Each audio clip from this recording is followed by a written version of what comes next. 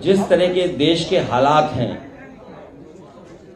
जो भारतीय जनता पार्टी 2014 में अपना मैनिफेस्टो लेकर के आए थे और 2019 का जो उनका मैनिफेस्टो था, भारतीय जनता पार्टी को पीछे मुड़ के देखना चाहिए कि 2 बार के मैनिफेस्टो में कितना उन्होंने जनता के लिए काम किया है। मैं आपको याद दिलाना चाहता हूं, ये वही भारतीय जनता पार्टी है जिसने कहा था कि हम शहरों को स्मार्ट सिटी बनाएंगे और जिसके लिए सबसे ज्यादा बजट रखा गया था। अगर भारत की सरकार ये कहती है कि प्रदेश अपने जिलों को भेजे और ये कहे कि हम इनको स्मार्ट सिटी के रूप में डेवलप करेंगे, मुझे जानकारी है इस बात की कि देश में सबसे ज्यादा जब सूची बनी थी तो उत्तर प्रदेश से शहर गए थे जिनको स्मार्ट सिटी बनाने के लिए पैसा सरकार को देना था। ये बात अलग है कि उन्होंने मैनिफेस्टो में ये कहा था नए शहर बसाएंगे। वो नए शहर तो नहीं बसाए, लेकिन स्मार्ट सिटी के नाम पर अरबों खरबों रुपया खर्च हो गया, लेकिन आज शहरों की दशा वैसी की वैसी है।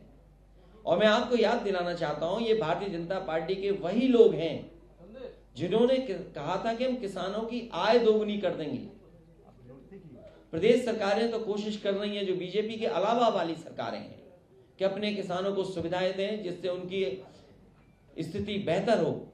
लेकिन भारतीय जनता पार्टी ने देश के किसानों से कहा था कि उनकी आय दोगुनी होगी।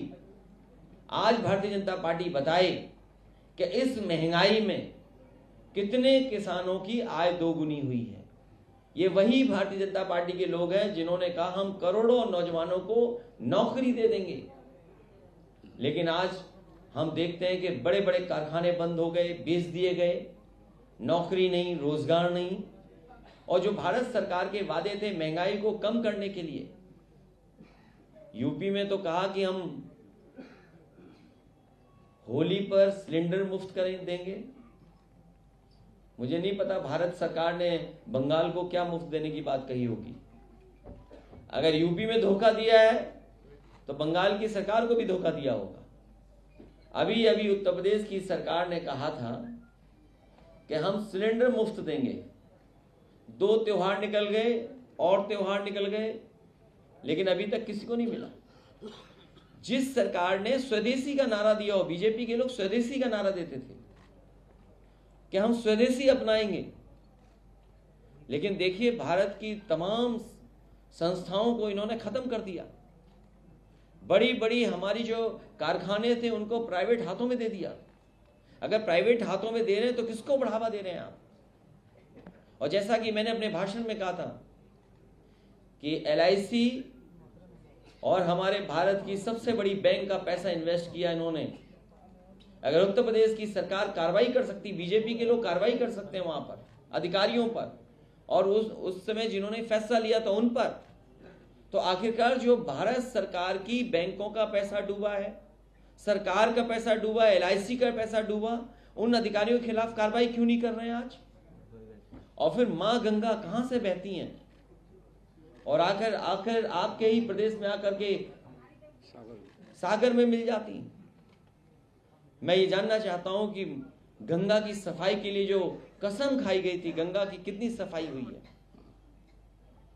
यूपी में तो कहीं गंगा को साफ नहीं किया, बिहार में साफ नहीं किया, झारखंड में साफ नहीं किया, बंगाल में आप जानते होंगे कितनी साफ नहीं होंगी।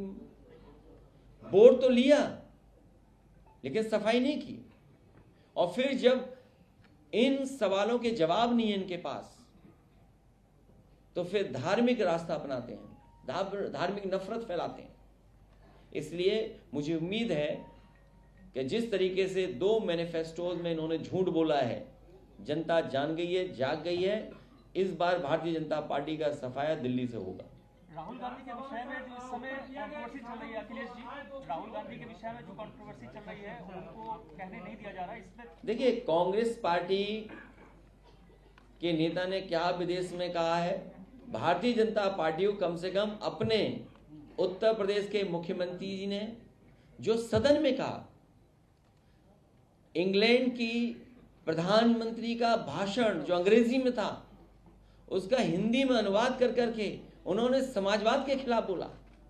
समाजवाद कोई केवल समाजवादी पार्टी के लिए नहीं है, ये हमारे संविधान में प्रियम्बल में है सोशलिज्म, कि सोशलिस्ट वे से हम डेवलप करेंगे देश को। तो आप अपने मुख्यमंत्री को तो कुछ नहीं कह रहे हैं, क्योंकि भारतीय जनता पार्टी को फेस नहीं करना है सदन। जब सदन चलेगा तो सवाल पूछे जाएंगे और सवालों का जवाब भारतीय जनता पार्टी के पास नहीं है, इसलिए सदन नहीं चल रहा है। मुख्यमंत्री ममता बनर्जी के साथ आपकी आज बैठक है, यहाँ जो राष्ट्रीय स्तर की राजनीति है उसमें कांग्रेस के साथ तृणमूल साथ नहीं दिख रही है, आपका क्या इस पर? समाजवादी पार्टी ने हमेशा और पहले भी साथ दिया था और फिर साथ देंगे। नहीं कांग्रेस का नहीं कांग्रेस है ना, दीदी के साथ देंगे। दीदी का साथ देंगे पश्चिम बंगाल में जी। और राष्ट्रीय स्तर पर कांग्रेस के साथ आपका क्या स्टैंड है, क्योंकि तृणमूल उनके साथ नहीं चल रही है? अभी तो हमारा भी वही स्टैंड है कि अभी हमारी दूरी बराबर है दोनों से।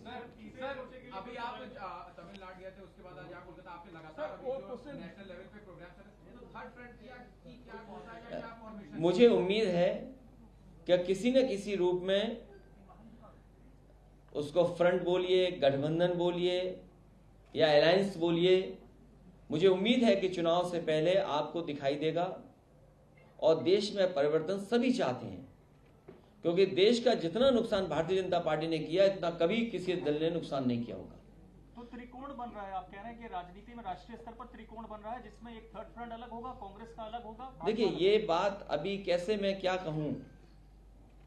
अब कांग्रेस की स्थिति यूपी में क्या है आपसे बेहतर कौन जानेगा, हम न बताएं उसके बाद भी आपको पता है। ये अभी तय नहीं किया जा सकता है, लेकिन हमें उम्मीद है कि सब लोग मिलकर के उसका रास्ता निकालेंगे।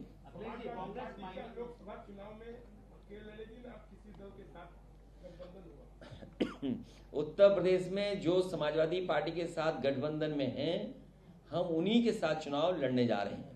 समान विचारधारा वालों को लाएंगे क्या साथ में? और अब वो विचारधारा बड़ी मुश्किल होगी ढूंढने में उत्तर प्रदेश में। अगर आप प्रदेश देखें तो ज्यादा सांसद वही चुन करके आएंगे, जीत करके आएंगे जो न कांग्रेस के साथ है न बीजेपी के साथ है।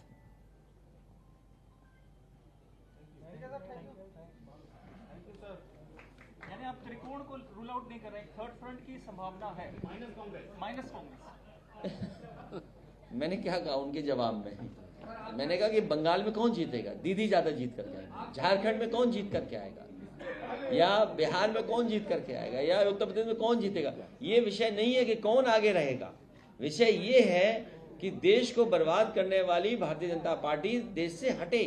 सर आप क्या मोदी को प्रधानमंत्री देखना चाहेंगे? ये पद बड़ा है, इसका विचार हम सब लोग बैठ करके करेंगे। चेहरा कौन होगा ये तो बताइए। चेहरे बहुत हैं उनके पास, उनके अलावा चेहरा कौन है? हमारे यहाँ भी एक चेहरा है, वो भी प्रधानमंत्री बनना चाहते हैं बीजेपी में, आपको नहीं पता है। 2 नंबर की लड़ाई बहुत चल रही है हमारे यहाँ। यानी तृणमूल का आप साथ दे रहे हैं, लेकिन कांग्रेस दूरी बनाए रखेंगे। हमारा दल, दादा और हम सब मिलकर के दीदी के साथ हैं, लेकिन कांग्रेस के साथ नहीं। कांग्रेस के साथ कैसे हो जाएंगे हम? हम तो बहुत सारे दलों के साथ थे। लेफ्ट के साथ रहेंगे क्या? लेफ्ट के साथ आपका क्या? अब ये राजनीति में मत उलझाओ मुझे, जितने उलझे उतने उलझे रहने दो। Sir, one question. Shubhendu Adhikari, the leader of opposition, yesterday said that whoever is with Didi is unlucky for them. Like in UP, she had campaigned for you, but you had lost on those seats and Yogi ji had won. What would you say on this comment? वो क्या है, वो सबका भाग्य देख लेते हैं, वो अपना भाग्य दिखाएं। इस बार हम सब लोग मिलकर के सफाई करने जा रहे हैं बीजेपी का। अच्छा, अब की बार का कितने का लक्ष्य है? अब की बार कितने का लक्ष्य है आपकी ओर से? यूपी का या देश का? यूपी का, देश का। यूपी में भारतीय जनता पार्टी कह रही है कि 80 में 80 जीतेंगे, और समाजवादी पार्टी ने कहा है कि भारतीय जनता पार्टी को 80 में 80 हराएंगे। देश में हमारी पार्टी बहुत प्रदेशों में नहीं है। यहाँ पर लेफ्ट और कांग्रेस बीजेपी को, तृणमूल को बीजेपी का बी टीम बोल रहे हैं, तो आपका अलायंस? हम दीदी के साथ हैं। और ए बी टीम का नहीं पता, लेकिन बीजेपी को हराने के लिए हम समाजवादी लोग दीदी के साथ खड़े हैं।